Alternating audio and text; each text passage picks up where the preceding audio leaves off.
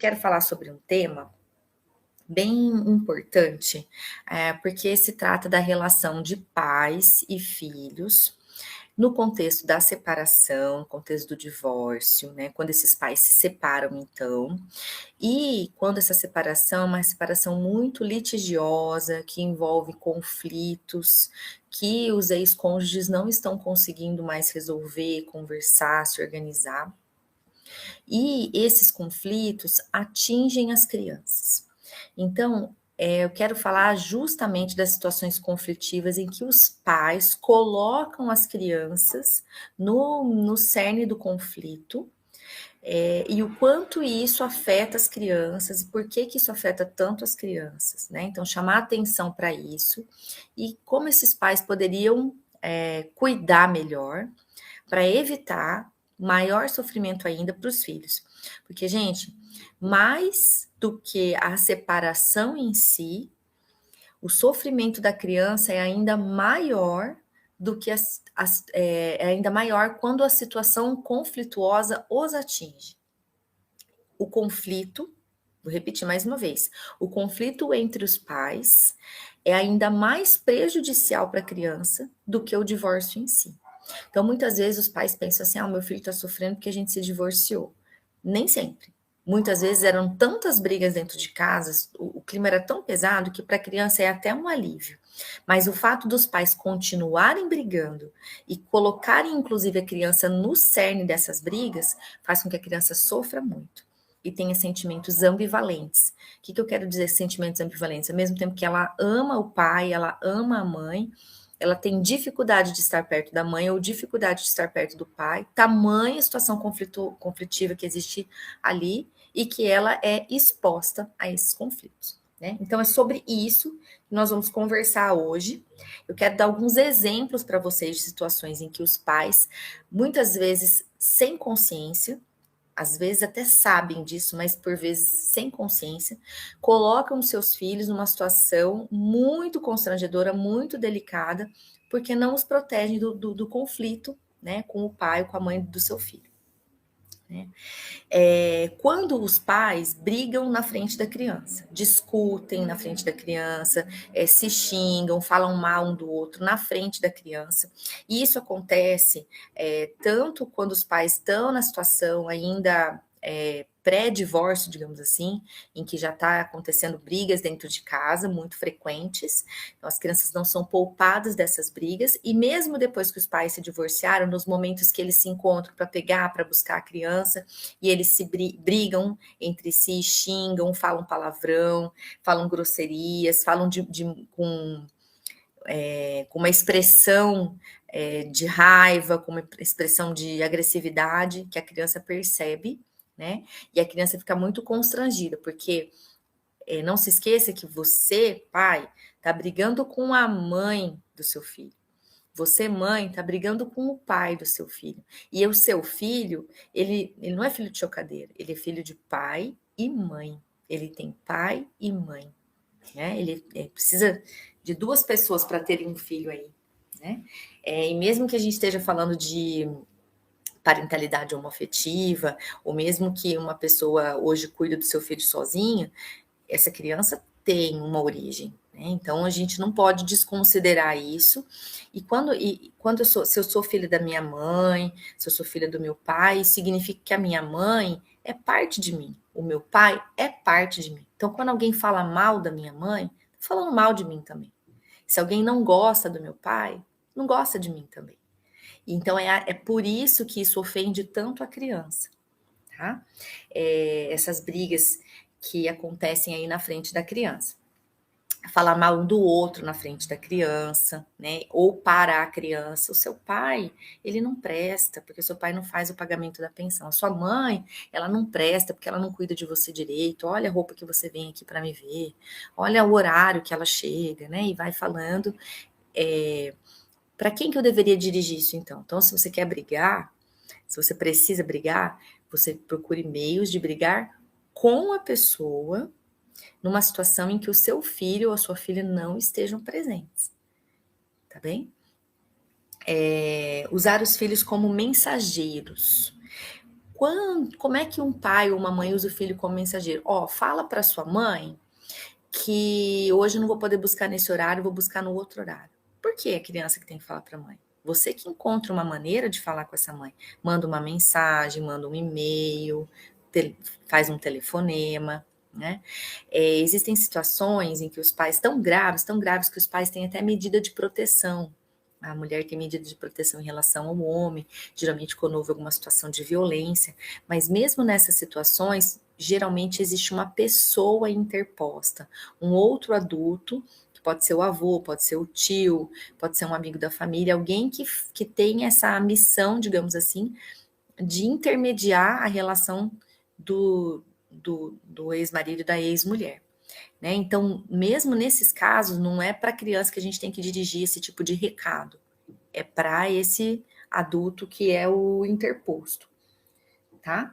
Então, se você não tem uma pessoa, não consegue falar, vai gerar briga, vai gerar confusão, você tá afim, não tá afim, ou você faz uso de uma pessoa interposta, pede uma outra pessoa fazer isso para você, ou você manda uma mensagem, manda um WhatsApp, liga, né? Faça a sua parte. Vamos pensar que você é o adulto da relação e a outra pessoa também é o adulto da relação. Vocês não podem querer que a criança assuma essa responsabilidade.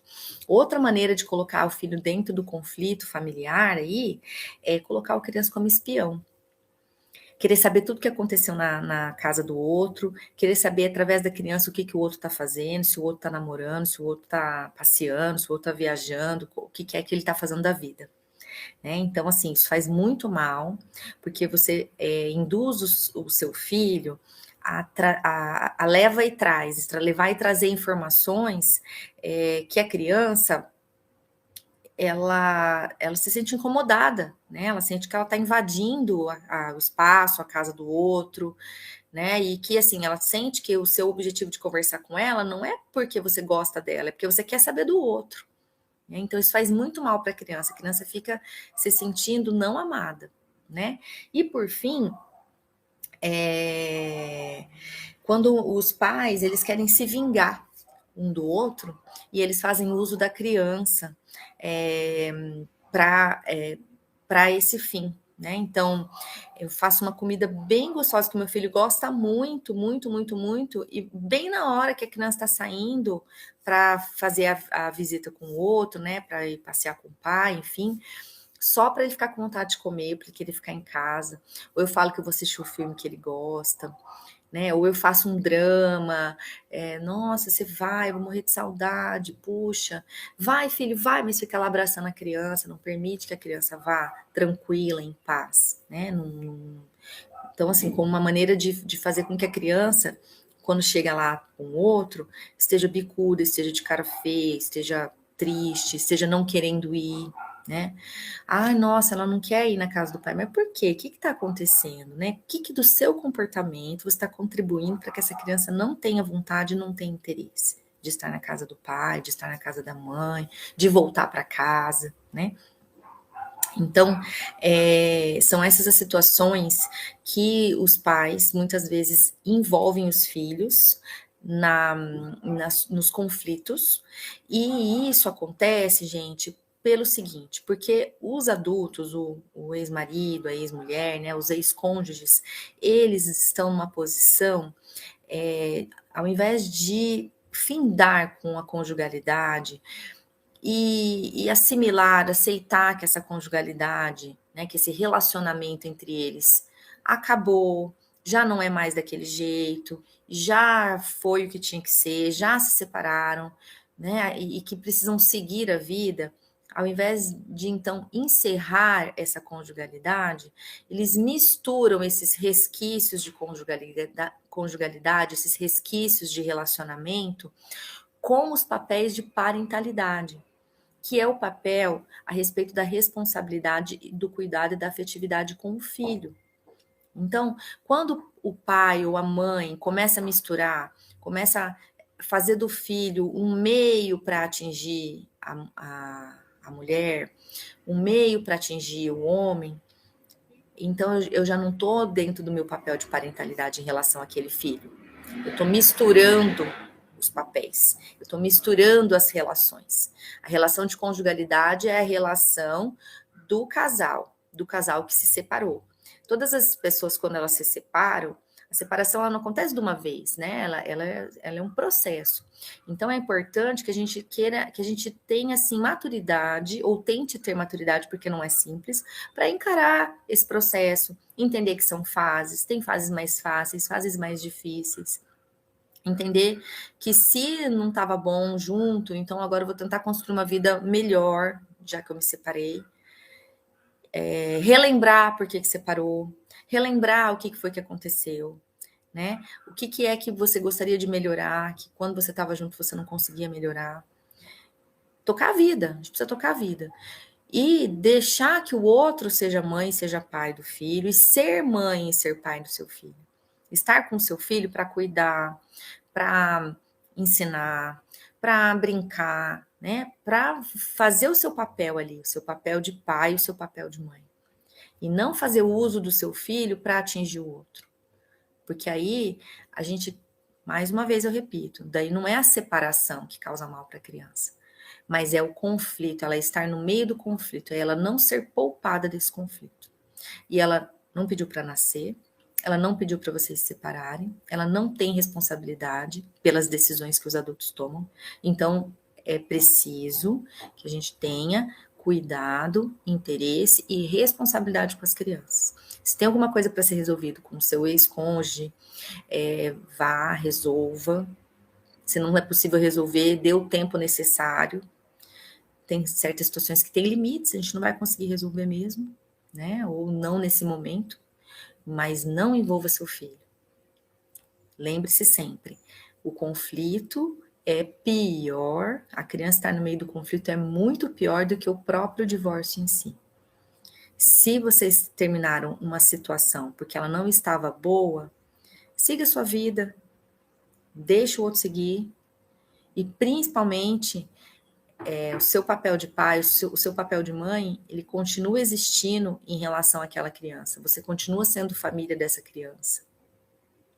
Família é cuidado, é um lugar de segurança, é um lugar que a criança precisa querer voltar, saber que ela pode voltar, saber que ela pode contar.